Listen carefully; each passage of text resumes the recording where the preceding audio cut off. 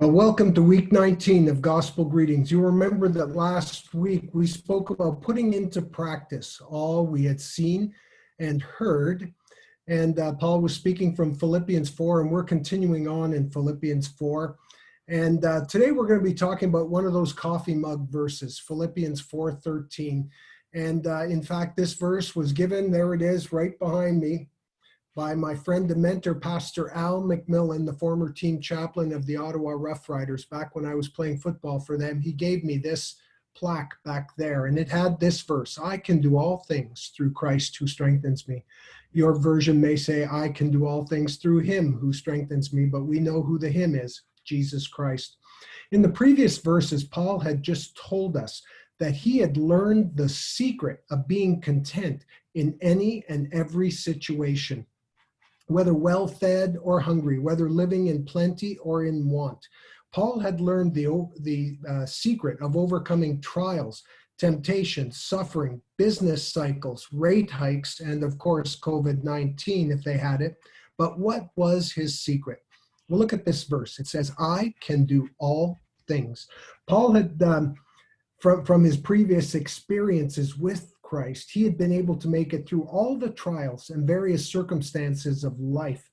And he comes here to the great conclusion that he could do all things. He could bear any trial, perform any duty, overcome any evil ways in his nature, and meet all the temptations coming from prosperity or adversity.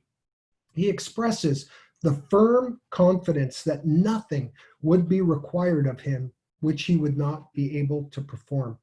Yes, this was not self-reliance. This was not, oh, I'm so good, I can do this. No, he knew exactly where the strength came from to do all things and who he relied on.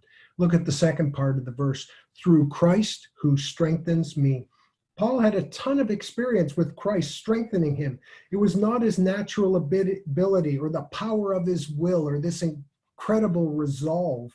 It was only in the strength that he received from the Redeemer, Jesus Christ.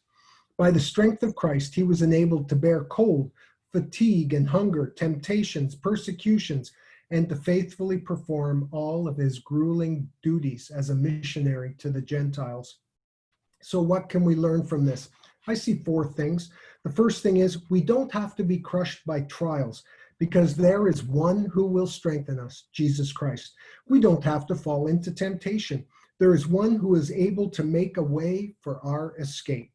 The third thing, we don't have to be beaten down by impure thoughts and unholy desires. There is one who can enable us to banish such thoughts from the mind and restore proper desires. The fourth thing I see is that we don't have to dread what is to come. You see, trials, temptations, poverty, and even disease may be around the corner, but there is no need for despair. At every step of life, Christ is able to strengthen us and bring us triumphantly through. So you see, it is an incredible privilege to be a Christian, to walk with Jesus Christ.